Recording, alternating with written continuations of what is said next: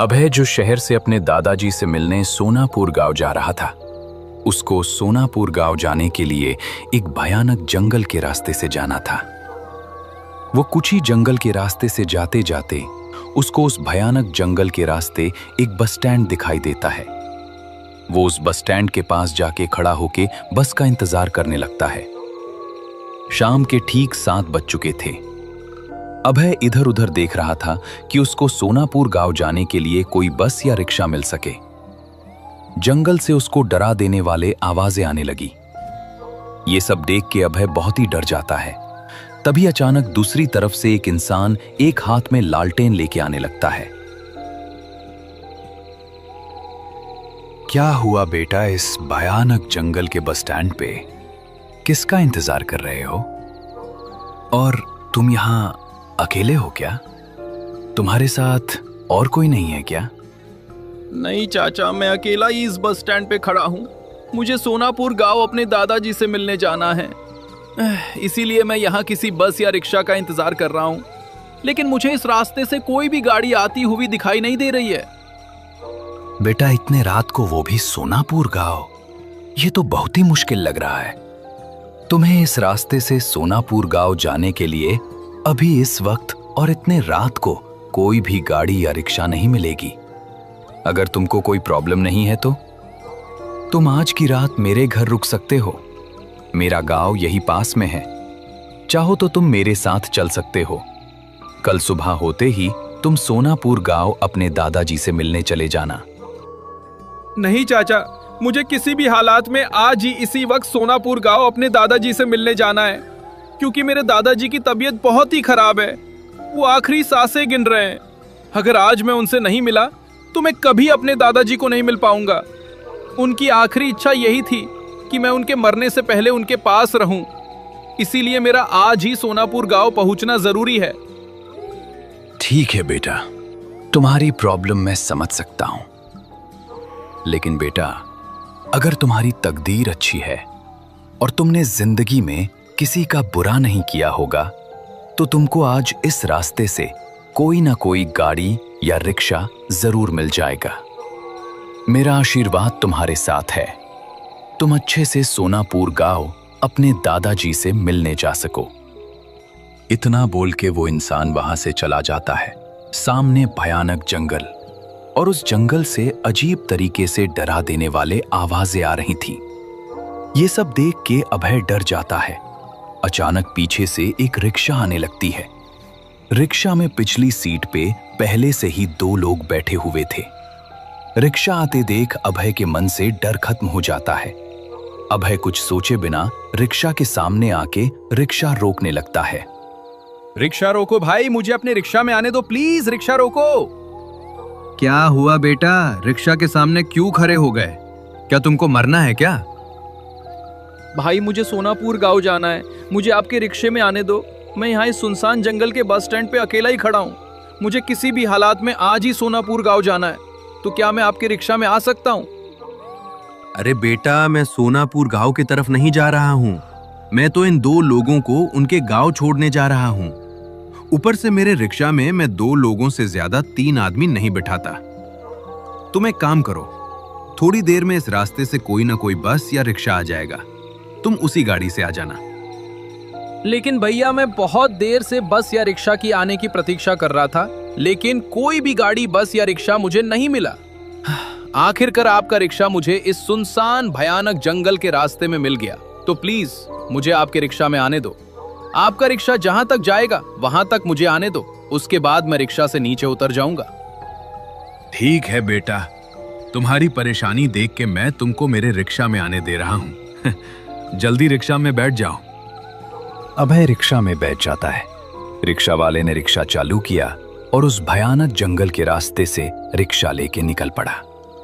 जाते जाते जंगल से इधर उधर से भयानक जोर जोर से किसी जंगली जानवर जैसे जंगली भेड़िए की और उल्लुओं की आवाजें आ रही थीं। रिक्शा में बैठे सभी लोग ये सब देख के डर से कांपने लगे।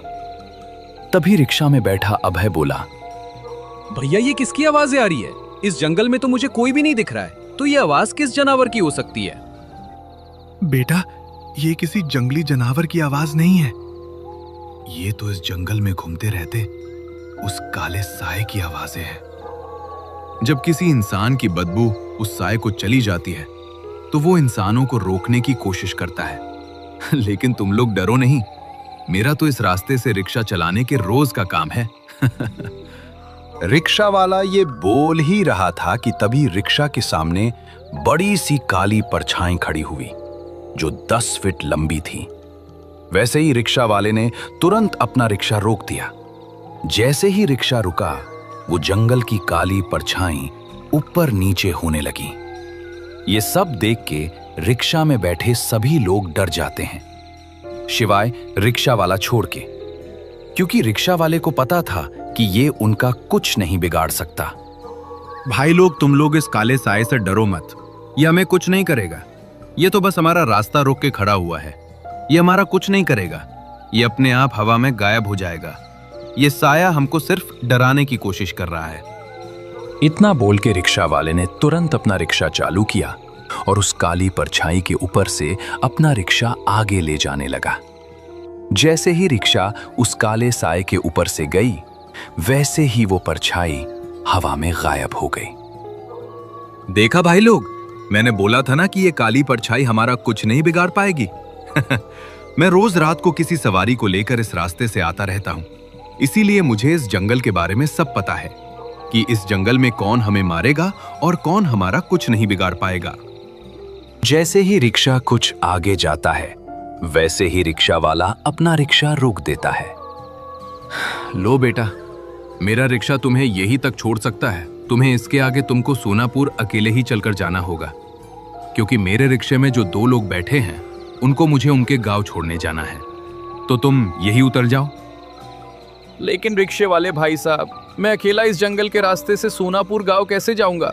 मुझे तो सोनापुर गांव का रास्ता भी पता नहीं है, और रात के 8 बज रहे हैं, और इतने सुनसान जंगल में मुझे आप अकेला छोड़ के जा रहे हो। प्लीज मुझे इस जंगल में अकेला छोड़ के मत जाओ, मुझे सोनापुर गांव के नजदीक छोड़ दो। प्लीज भाई, आपका मेरे ऊपर बहुत बड़ा एहसान होगा। बेटा, तुमने मुझे पहले ही बोला था कि जहां तक मेरा रिक्शा जाएगा वहां तक तुमको छोड़ दो। उसके बाद तुम चलकर ही सोनापुर गांव चले जाओगे, और ऊपर से मेरे रिक्शे में मैं 2 लोगों के ऊपर किसी तीसरे को बिठाता नहीं। लेकिन तुम्हारी परेशानी देख के मैंने तुमको मेरे रिक्शे में बिठा लिया। यहां से आगे तुमको चलकर ही जाना होगा, इसमें मैं तुम्हारी कोई भी मदद नहीं कर सकता। इतना बोल के अभय रिक्शा से नीचे उतर जाता है और रिक्शा वाला अपना रिक्शा लेके आगे बढ़ने लगता है। रात के लगभग 8:20 हो चुके थे। अब अभय जंगल में अकेला था। जंगल इतना डरावना लग रहा था कि मानो कोई वहां आ रहा हो। उस भयानक जंगल से जानवरों की, जंगली भेड़ियों की, उल्लुओं की आवाजें आ रही थी। ये सब देखकर अभय बहुत डर जाता है। हे भगवान, ये मैं किधर फंस गया? यहाँ तो दूर दूर कोई इंसान तो क्या, कोई रोशनी भी नहीं दिख रही है। ऊपर से मुझे सोनापुर गांव का रास्ता भी पता नहीं है। ऊपर से मेरे पास तो आगे का रास्ता दिखाई देने के लिए मेरे पास टॉर्च भी नहीं है जो मुझे आगे का रास्ता दिखा सके। अब मैं क्या करूं? मुझे कुछ समझ नहीं आ रहा है। ये भगवान, मेरे मदद के लिए किसी फरिश्ते को भेज दो। तभी उसके पीछे से एक बैलगाड़ी आने लगती है। बैलगाड़ी पे एक लालटेन लटकी हुई थी और उस पे एक इंसान बैठा हुआ था। जैसे ही बैलगाड़ी अभय के पास आई, कौन हो बेटा तुम, और इतने रात को इस भयानक डरावने जंगल में क्या कर रहे हो? मुझे तो तुम कोई मुसाफिर लग रहे हो जो रास्ता भटक गए हो। कौन हो बेटा तुम, और इस जंगल के रास्ते से कहाँ जा रहे हो? चाचा, मैं शहर से आया हूँ और मैं सोनापुर गांव जा रहा था, लेकिन मैं रास्ता भटक गया हूँ और मेरे पास रोशनी देने वाला कोई साधन भी नहीं है, जैसे टॉर्च या लालटेन। तो बेटा तुम यहाँ तक कैसे पहुंचे? तुम क्या यहाँ तक अकेले चल के आए हो? नहीं चाचा, मैं यहाँ तक एक रिक्शे में आया हूँ। उसके बाद वो रिक्शा सोनापुर गांव की ओर नहीं जा रहा था, तो उस रिक्शा वाले ने मुझे इस सुनसान जंगल में उतार दिया। लेकिन अब मुझे कुछ समझ नहीं आ रहा है कि सोनापुर गांव का रास्ता किस तरफ है। बेटा, लेकिन तुम सोनापुर गांव किस काम से जा रहे हो? तुम्हारा उस गांव में कोई रहता है क्या? चाचा, सोनापुर गांव में मेरे दादाजी हरि प्रसाद जी रहते हैं। वो कुछ दिन से बहुत ही बीमार है। उन्होंने मुझे शहर में चिट्ठी भेजी थी कि वो बहुत ही बीमार है, इसीलिए मैं मेरे दादाजी को मिलने, उनकी आखिरी इच्छा पूरी करने सोनापुर गांव जा रहा हूं। बेटा हरिप्रसाद जी तुम्हारे दादाजी है क्या? तो अब बेटा तुम किसी बात की टेंशन मत लो, क्योंकि मैं भी उसी गांव सोनापुर का रहने वाला हूं। मैं तुम्हारे दादाजी के घर के पास ही मेरा घर है। आ जाओ बेटा, मेरे बैलगाड़ी पे बैठ जाओ। अभय बैलगाड़ी पे बैठ जाता है। बैलगाड़ी धीरे धीरे उस जंगल के रास्ते से चलने लगती है। रात के 9 बज रहे थे। जंगल के झाड़ियों से किसी के चलने जैसी आहट उनको महसूस होती है, जैसे उनके बैलगाड़ी को कोई रोकने की कोशिश कर रहा हो। तभी अचानक किसी की जोर जोर से चिल्लाने की आवाज उन्हें सुनाई दी। चाचा, इतने रात इस जंगल में कौन चिल्ला रहा है? बेटा, यहां से सोनापुर गांव की सरहद शुरू हो जाती है। ये सोनापुर गांव का जंगल है। इस जंगल में रात को काले साए घूमते रहते हैं। किसी भी इंसान को कभी भी ये काला साया अपने और खींच सकता है। हम दोनों का नसीब बहुत ही खराब है जो हम इतने रात को, वो भी रात 9 बजे के बाद, वो भी इस सोनापुर गांव के जंगल से अकेले जा रहे हैं। भगवान को मेरा बस यही कहना है कि हमें सुखरूप हमारे गांव पहुंचा दो। लेकिन चाचा, आप इतनी रात को बैलगाड़ी लेके कहां से आए? आप कहां गए थे? बेटा, मुझे पास के गांव में कुछ ज़रूरी काम था, तो मैं वहां गया हुआ था। मुझे आने में थोड़ी देर हो गई, नहीं तो मैं इस रास्ते से दिन ढलने से पहले ही घर पहुंच जाता हूँ। चलते चलते थोड़ी देर बाद वो भयानक जंगल का रास्ता खत्म हो जाता है। कुछ सामने जाते ही सोनापुर गांव आ जाता है। सभी घरों के दरवाजे से रोशनी जगमगा रही थी। बैलगाड़ी सोनापुर गांव में पहुंच जाती है। जैसे ही बैलगाड़ी गांव के बीचों बीच पहुंचती है, वहां बरगद के पेड़ के नीचे शामू की चाय की दुकान थी। कड़ाके की ठंड की वजह से गांव के कुछ लोग अलाव जलाकर हाथ सेंक रहे थे और आपस में कुछ गंभीर चर्चा कर रहे थे। लो बेटा, आ गया तुम्हारा दादाजी का गांव सोनापुर। अब तुम्हें यहाँ किसी से डरने की कोई ज़रूरत नहीं है। अब तुम आराम से बैलगाड़ी से नीचे उतरो और अपने दादाजी से मिलने चले जाओ। लेकिन चाचा, आप नहीं आ रहे हो क्या? आपका घर भी तो मेरे दादाजी के घर के पास है, तो आप भी मेरे साथ वहां तक चलो ना। हम दोनों बैलगाड़ी पे साथ साथ चलते हैं। नहीं बेटा, मुझे थोड़ा अर्जेंट काम आ गया है, इसीलिए मुझे आगे जाना है। तुम यहाँ से अकेले चले जाओ, डरने की कोई बात नहीं है। आगे जाते ही तुमको सामने ही पीपल के पेड़ के नीचे गांव के शामू की चाय की दुकान दिखेगी। वहाँ तुमको और कुछ लोग अलाव के पास बैठे हुए दिखाई देंगे।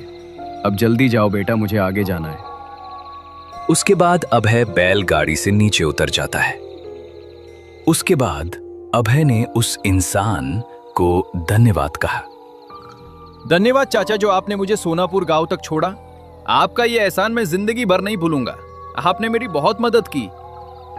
अरे, इस वक्त गांव में कौन आया है? और वो भी काशी चाचा की बैलगाड़ी पर। लेकिन काशी चाचा की बैलगाड़ी यहाँ कैसे? सामने से अभय चाय की दुकान पे आने लगता है। जैसे ही अभय चाय की दुकान पे आया, बेटा, तुम कौन हो और इतनी रात गए इस डरावने जंगल को पार करके यहाँ कैसे पहुंचे? तुम्हारी शक्ल कुछ जानी पहचानी लग रही है। नमस्ते काका, मैं हरिप्रसाद जी का पोता हूँ, शहर से आया हूँ। दादाजी की तबीयत बहुत खराब है, इसलिए मुझे आज ही पहुंचना था। रास्ते में उस बैलगाड़ी वाले चाचा ने मेरी बहुत मदद की, वरना मैं तो उस जंगल में ही फंस गया होता। क्या? हरिप्रसाद का पोता? बेटा, तुम थोड़ी देर पहले इसी रास्ते से आए हो। क्या तुम्हें रास्ते में कुछ अजीब नहीं दिखा? हाँ काका, रास्ते में एक रिक्शा वाला मिला था, फिर एक भयानक काला साया भी दिखा, और अंत में उस बैलगाड़ी वाले चाचा ने मुझे सहारा दिया। मैं उसी चाचा के बैलगाड़ी पे आया हूँ। वो अभी मुझे वहां बैलगाड़ी से नीचे उतार के आगे चले गए। उस चाचा का घर भी मेरे दादाजी के घर के पास ही है। सभी लोग अभय को अजीब तरीके से देखने लगे। बेटा, तुम किसके बैलगाड़ी में आए हो? इस गांव में तो एक ही इंसान के पास बैलगाड़ी थी, जिसका नाम काशी था। बेटा, तुम किसके साथ आए थे? काशी चाचा तो 3 साल पहले इसी जंगल के रास्ते में एक हादसे में मारे गए थे। वे तब भी पास वाले गांव से काम करके लौट रहे थे। शांत हो जाओ सब। हरिप्रसाद एक बहुत ही नेक इंसान है। शायद उनकी दुआओं और पूर्वजों के आशीर्वाद ने ही आज इस लड़के की जान बचाई है। काशी की आत्मा आज भी उस जंगल में भटकती है, लेकिन वो कभी किसी का बुरा नहीं करती, खासकर नेक लोगों की।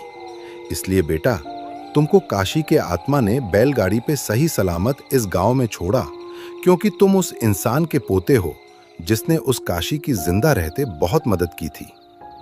क्या वो एक रूह थी?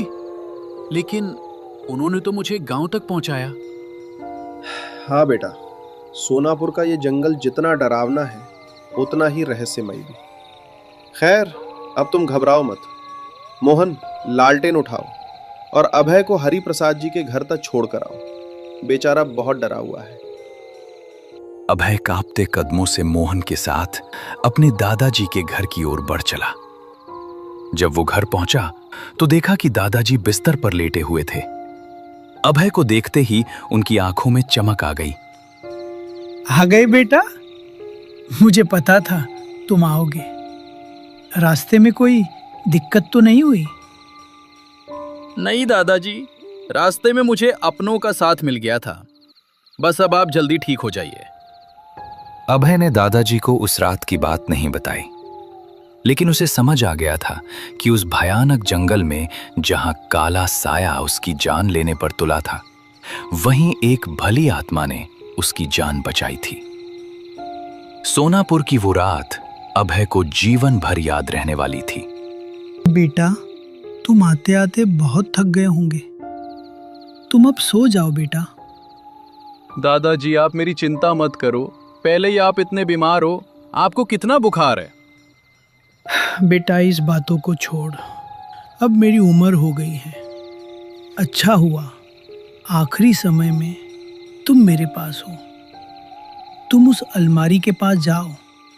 उसके नीचे एक पुरानी लकड़ी की संदूक है, उसे निकालो।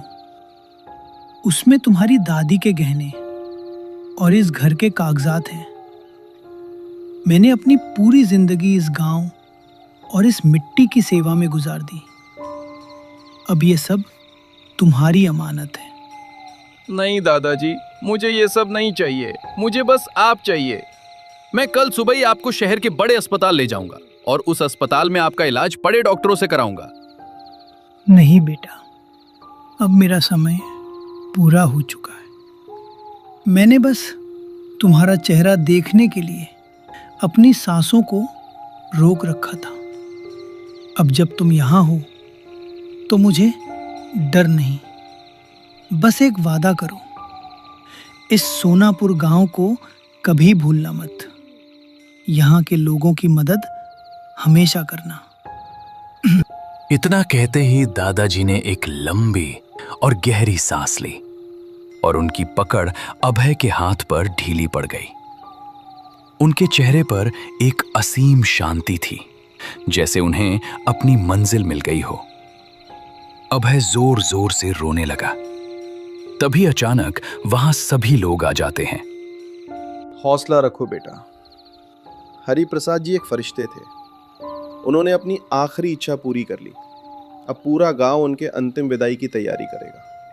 अभय ने अपने दादाजी की आखिरी इच्छा पूरी की और अभय अब उसी घर में हमेशा के लिए रहने लगा। कैसी लगी दोस्तों ये कहानी? अगर अच्छी लगी हो तो इस चैनल को सब्सक्राइब और इस वीडियो को लाइक जरूर कर देना, ताकि ऐसे ही सिख देने वाली वीडियो मैं आपके लिए लाता रहूंगा। धन्यवाद दोस्तों। Continue to be my video for भूटिया टून।